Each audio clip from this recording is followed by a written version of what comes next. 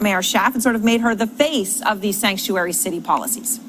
Yeah, I think in large part, yes, Aaron. Certainly Steve King here is really essentially picking up the fight for President Trump, more so than this bill actually likely becoming law. We certainly know how President Trump feels about sanctuary cities. We certainly know how he feels about the Oakland mayor. He's really been zeroing in on her. It was only last week that President Trump suggested that she should be investigated for obstruction of justice. So what we've seen from Congressman King and releasing this proposed legislation today is really stealing a page from the president's own playbook and really poking her in the eye by naming this bill after the Oakland mayor and using the exact same language as President Trump in the legislation. Steve King saying, quote, "This is obstruction of justice and Americans do not have to put up with it. I want lawless sanctuary city politicians to hear this message clearly. If you obstruct ICE, you're going to end up in the cooler." And that from Steve King today in the release about his proposed legislation. And as you said, Aaron, this would threaten prison time, up to 5 years of prison for any state and local officials who do so. Aaron. All right, Sunlen, thank you very much. So now let's talk to the person the bill was named after. The King is threatening to send to jail, Oakland Mayor Libby Schaaf, in her first national TV interview since President Trump started attacking her for her immigration policies. Mayor, thanks so much for your time. So now you've got this legislation named after you, threatening to put you in the cooler. What's your reaction? Listen, I'm not going to let the bullies in Washington, D.C. deter me from doing what I know is right for my community. In Oakland, we're very clear about what our values are. We value our immigrant communities, we value diversity, and we will not let anyone intimidate us. We will not apologize for those values. So if legislation like this were to pass, obviously you could be going to prison. Is that something you're willing to do, to stand up for what you believe in? So it is not possible that legislation like that could be legal. Sanctuary city policies are legal policies. They've been well researched. They are within the confines of what local and state jurisdictions are allowed to do. That is part of the beauty of American democracy, a balance between local, state, and federal power. And I can tell you that I know a lot more about what makes my community safe than a Congress member from Iowa. So the president, of course, has picked on you personally, and that's why Congressman King went after you, right? At the California Sanctuary State Roundtable last week, President Trump said you should be investigated for obstruction of justice, and I want to play that for you, Mayor Schaaf. You had the mayor of Oakland that I read where you had 1,000 people. Tom, you know this because it was your deal. You had 1,000 people together. Many of these were illegals, they were criminals, they were all sorts. It was work. And she informed them, and they all fled, or most of them fled. And that whole operation that took a long time to put together, I mean, you talk about obstruction of justice. I would recommend that you look into obstruction of justice for the mayor of Oakland, California, Jeff. All right, so you heard him there, Mayor, saying, look, you warned these people, 1,000 of them, they all fled, most of them fled, those are his words, says you should be investigated for obstruction of justice. What do you say? So I think what speaks volumes to how factually accurate that statement could possibly be is the fact that ICE's own spokesperson, James Schwab, resigned from his position because he refused to tell lies like that. That is a ridiculous statement that has come from our president, and it's just further political theater and a distraction from actually having the real and necessary but difficult conversation about how to fix our broken immigration system. And look, they are necessary and they are difficult. I just want to make sure I understand. When you say what's factually inaccurate in there, is it obstruction of justice, or is it that he says that you warned 1,000 people and they all fled? The accusation that I personally, that the warning that I gave, which was very general, which was really just advising people about their legal rights and the resources, as well as the responsibilities that they have. The idea that that caused any amount of people to not be apprehended as part of that operation just cannot be true. The president of course, Congressman King, Attorney General Sessions, they all agree on one crucial thing. They say that by tipping off immigrants, officials like you are putting law enforcement official lives in danger, right? That then they're going to know they're coming into the community, that this can cause a loss of life for law enforcement. Are you sure that they're wrong? Is that fear-mongering, or is there truth in it? Well, there has been a lot of fear-mongering by this administration. ICE itself confirmed that there were no injuries at all during this operation to ICE agents. The information I gave was very general in nature, no specifics. I do not see how it could have possibly endangered any law enforcement officials. As you say, significant, but ICE would confirm there were no injuries. Before we go, Mayor Schaaf, I have to ask you about something else the president has said. And, you know, this is a controversial thing. He's come under criticism for it, but he's owning it, calling members of the violent MS-13 gang animals. Today, the White House tripled down on that. They actually put out a press release and they titled it, quote, "What You Need to Know About the Violent Animals of MS-13." The president has repeatedly stood by those words. You obviously have seen this. Is that a fair use of the word?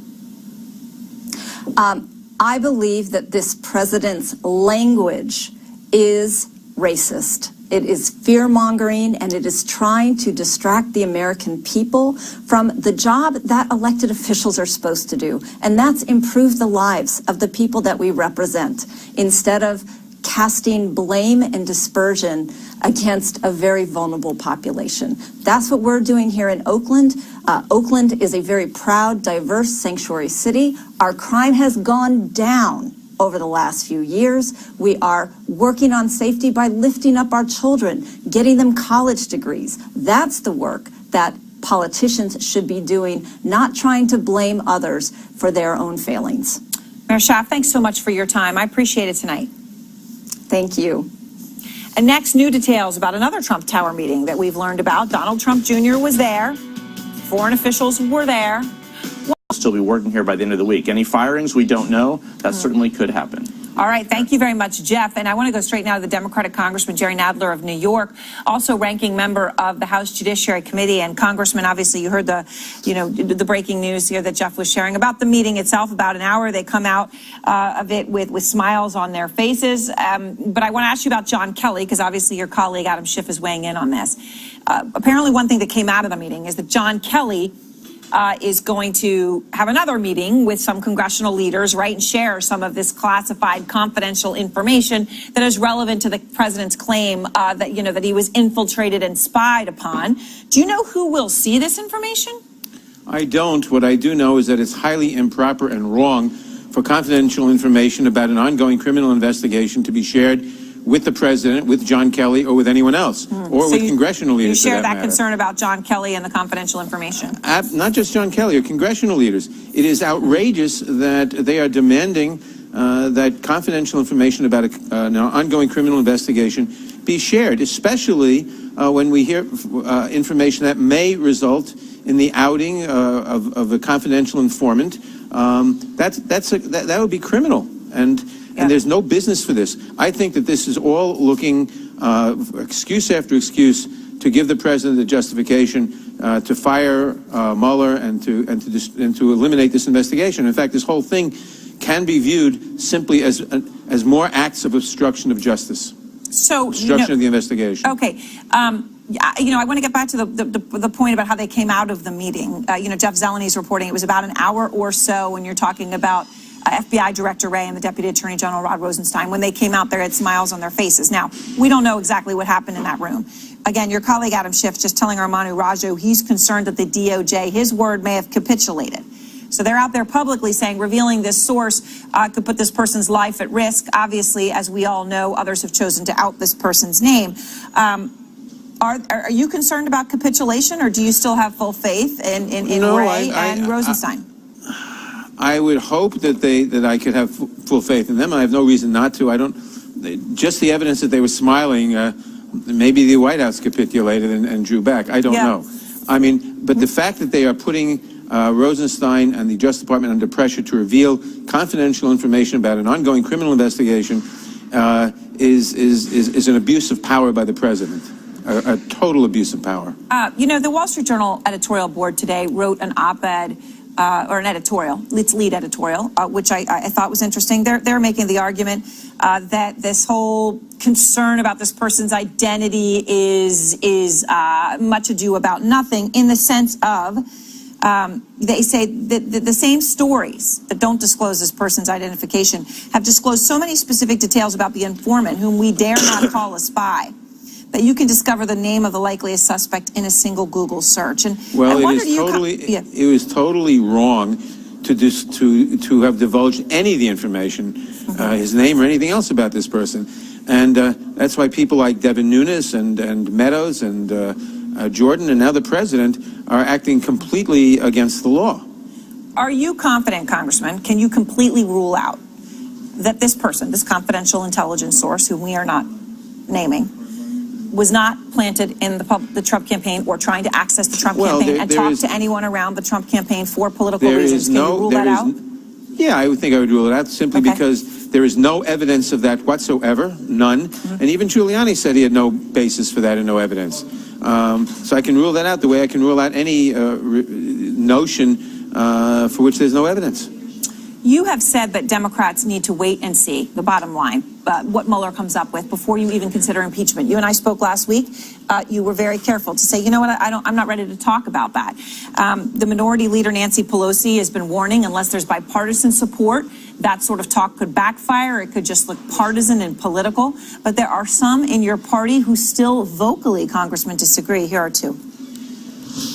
Are you not persuaded by the idea that it would be a tactical mistake politically? No, I'm not persuaded by that idea. But, Mr. President, if no one else does, I will. I will not allow the Constitution to be ignored and, to a certain extent, trampled upon. I'll bring the articles of impeachment. They're not afraid of that word, impeachment. Are they wrong to be talking about it so openly? No, they're not wrong to be talking about it, but it would be wrong to do it right now. An impeachment is a very heavy thing, and we have to have the evidence of high crimes and misdemeanors or bribery or treason. There's a lot of indications of that now, but we don't have solid evidence of that yet. When we do, then we would have to consider it, if we do.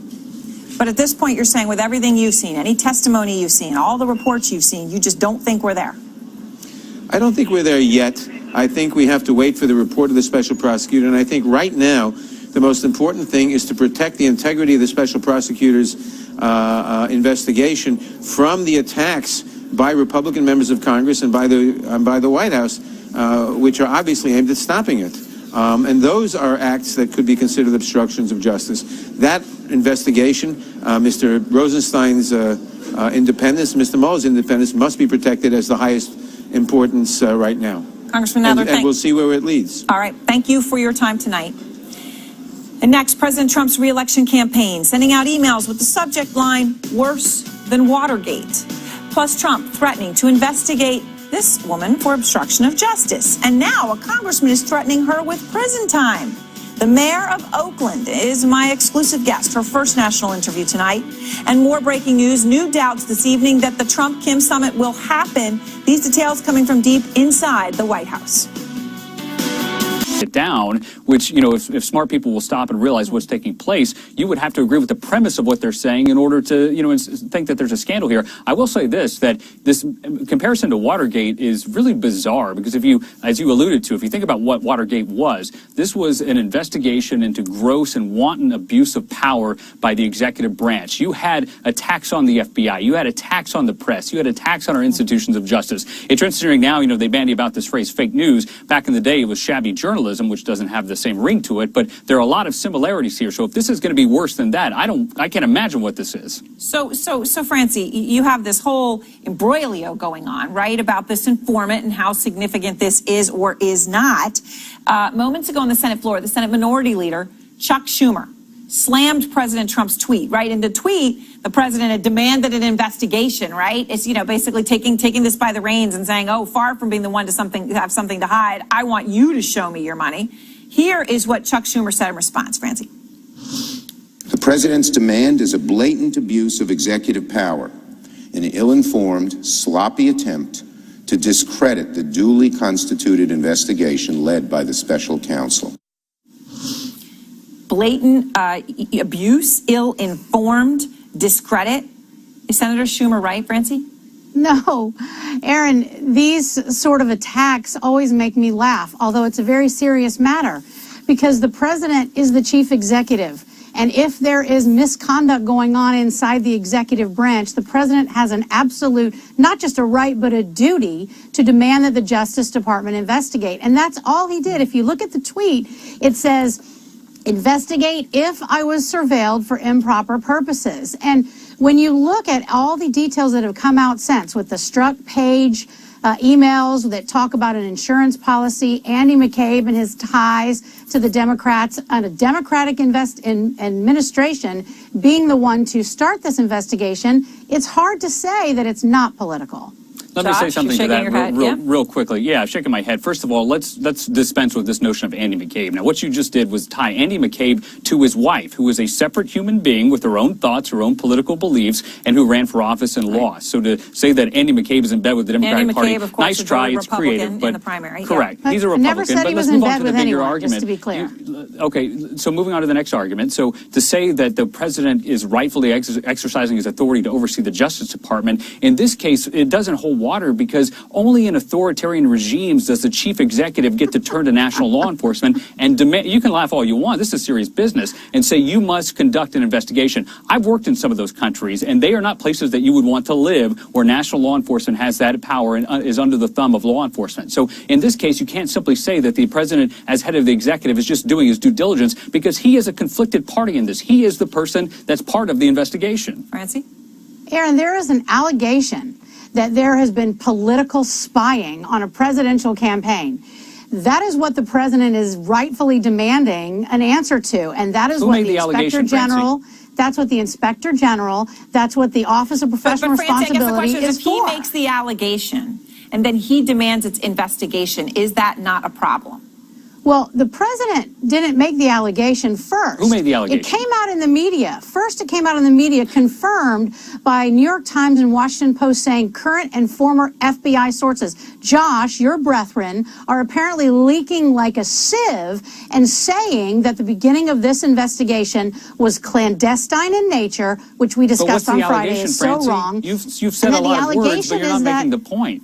That the allegation, Josh, is that it was political to begin with, that there was no probable cause, certainly no probable cause for a criminal investigation. With respect, what you just said is blatantly untrue. You said that there are people inside the FBI that are leaking, saying that this investigation was political in nature. Is that what you're saying? Because the facts don't support that, nor do these articles that you cite. But that's what the media is saying, that the leaks suggest there was no probable cause to start this investigation, that it was a CIA asset being run at an American presidential candidate. That should shock everyone, including you, Josh. Okay, so if it's true, and it's another allegation, this if true. Right, and of course we know, George Papadopoulos had a meeting with the Australian ambassador, and that, of course, is also how this may have started. Let me just read you a quote, Francie, from Asha Rangappa, former FBI agent. She wrote in the Washington Post about this source. Relying on a covert source rather than a more intrusive method of gathering information, right? Perhaps referring to your point.